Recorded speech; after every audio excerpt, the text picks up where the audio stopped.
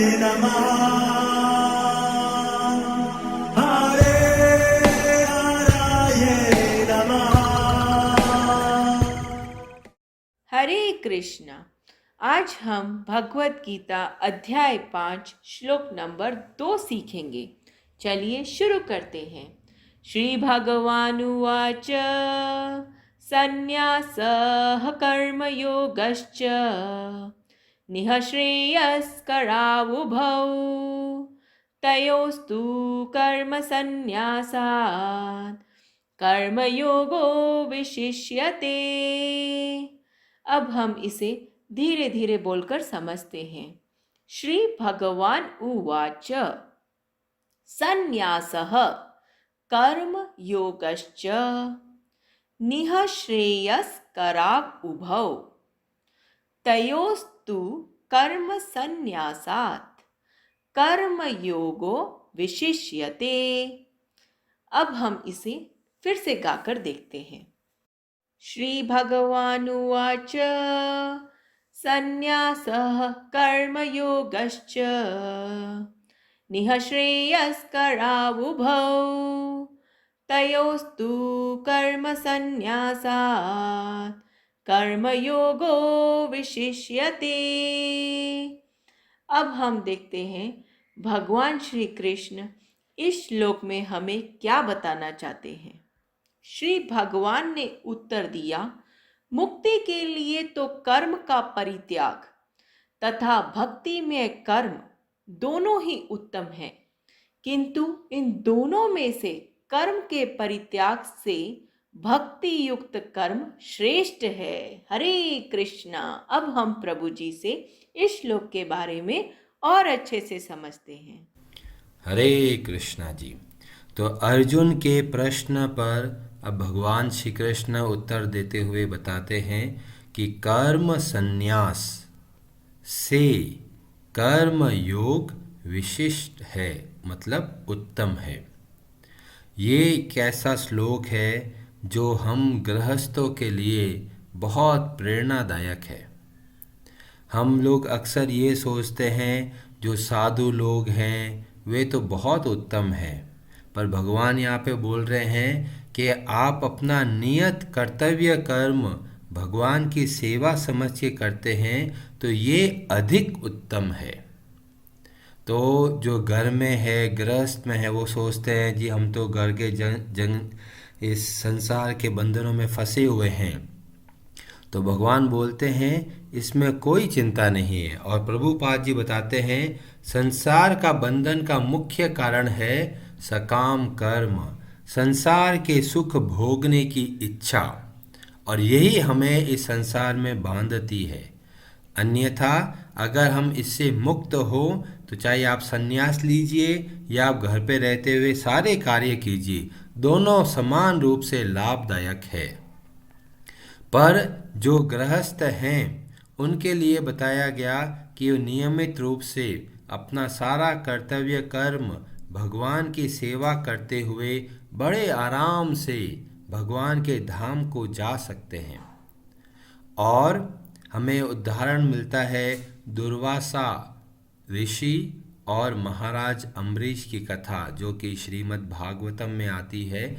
तो अम्बरीश महाराज एक गृहस्थ परिवार है, बच्चे हैं, और वो पूरा साम्राज्य को चला रहे हैं। तो अपना कर्तव्य कर्म करते हुए बहुत उत्तम भक्त हैं।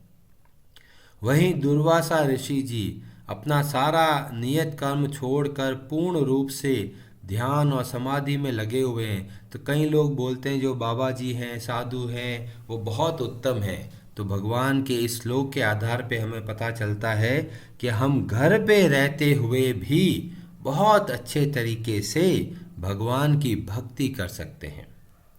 और संन्यास का मतलब ये नहीं है कि हम पूरा संसार छोड़कर हिमालय में जाके बैठ गए और ध्यान में लग गए। तो यहाँ पर प्रभुपाद जी अपने तात्पर्य में बताते हैं कि वास्तविक संन्यास क्या है। वास्तविक संन्यास उसको बोलते हैं जब हम सारी वस्तुओं को भगवान की सेवा में समर्पित करते हैं, तो वह वास्तविक सन्यास कहलाता है। उसी को बोलते हैं युक्त वैराग्य। बहुत सारे सन्यासी ऐसे हैं, जब उनको कोई दक्षिणा देते हैं, पैसा देते हैं, तो कहते जी ये तो माया है, इसको मैं हाथ नहीं लगाऊंगा, पैसों के तो मैं हाथ नहीं लगाऊंगा। और यही बात जब प्रभुपाद जी को बोलते थे, जी हम आपको दक्षिणा देना चाहते हैं, पैसा देना चाहते हैं, तो प्रभुपाद जी बोलते हैं लाइए, जरूर दीजिए मेरे को। तो कई लोग विचार करते हैं ये कैसे सन्यासी है, ये तो पैसों के लिए तैयार लेने के लिए।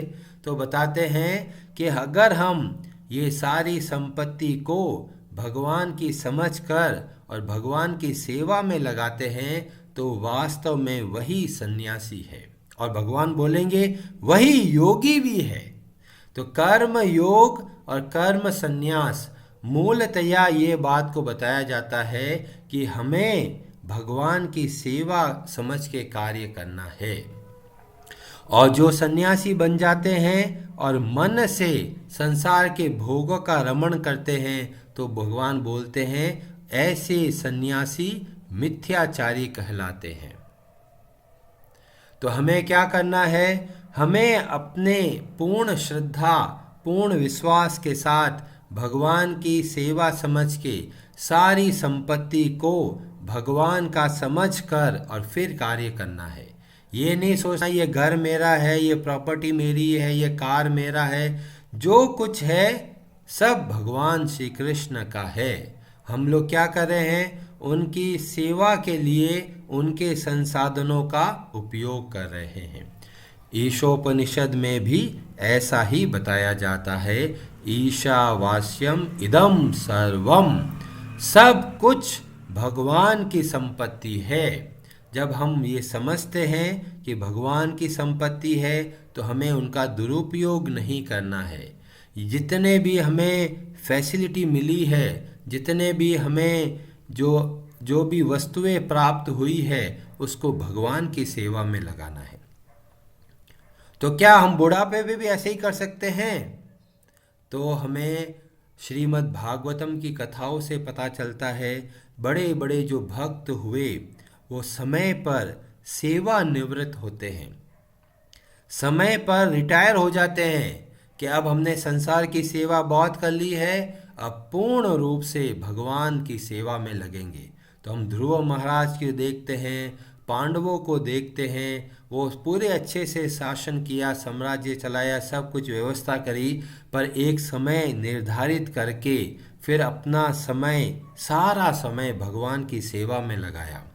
तो ऐसा नहीं है कि बूढ़े हो गए हैं, अभी भी नाते पोतों में लगे हुए हैं, सोच रहे हैं इनका ब्याह करवा देते हैं, सोचते हैं सेवानिवृत्त गवर्नमेंट ने कर दिया है, पर ठीक है थोड़ा पार्ट टाइम जॉब कर लेते हैं, क्या करेंगे।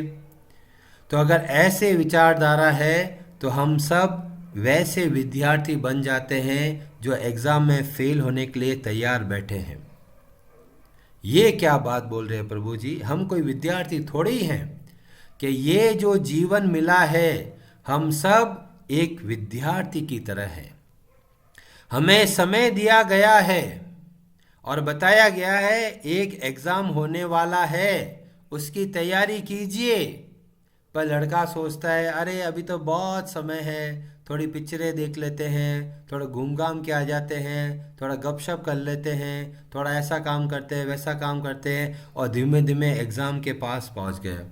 अब एग्ज़ाम का जैसे जैसे तारीख पास मारी है, बच्चा डर रहा है, अरे मैंने पूरा जीवन, पूरा समय मैंने इधर उधर टाइम में लगा दिया और अब एग्ज़ाम मेरे सामने आ गया और मुझे पता नहीं क्या करना है।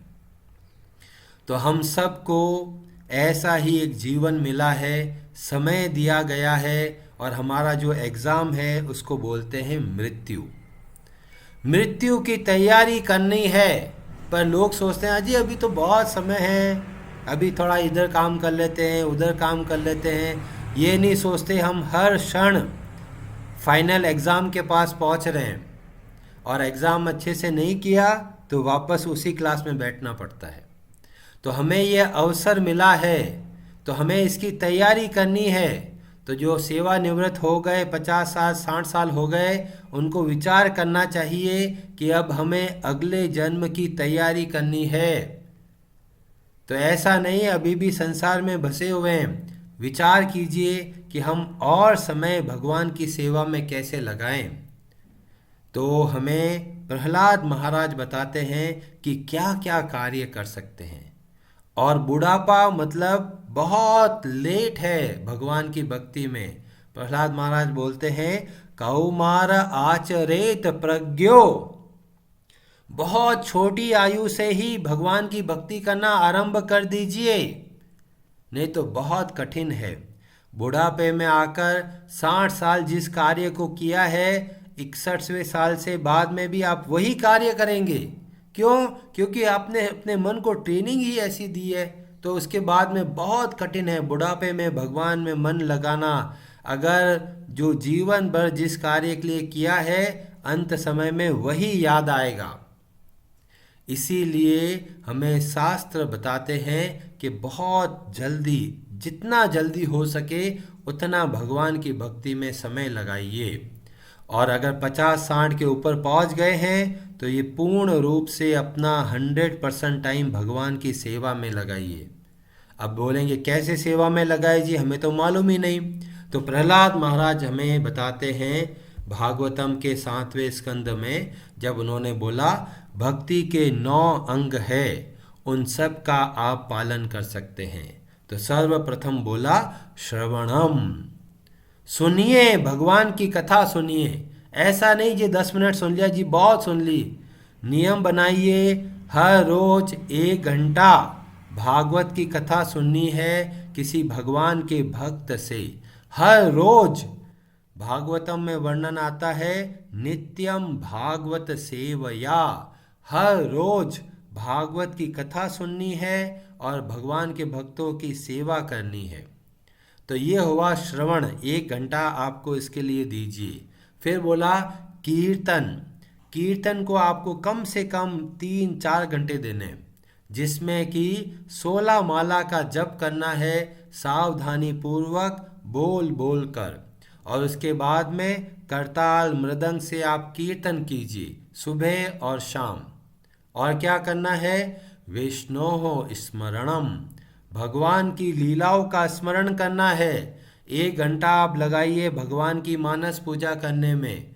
फिर पाद सेवनम, भगवान की सेवा करनी है। कहाँ सेवा करें? मंदिर में। जो अपने घर में छोटा सा मंदिर है उसमें आप अच्छे से आरती कीजिए।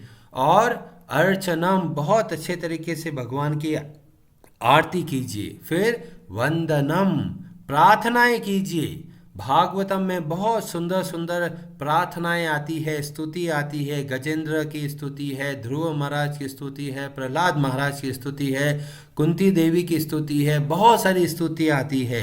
आप उनका उच्चारण कीजिए। फिर दास्यम, अपने आप को भगवान का सेवक समझ के कार्य कीजिए। सख्यम, हमारे मित्र हैं भगवान। और आत्मनिवेदनम, अपने मन, अपनी बुद्धि, अपनी इंद्रिया और अपने शरीर सबको भगवान की सेवा में लगाना है।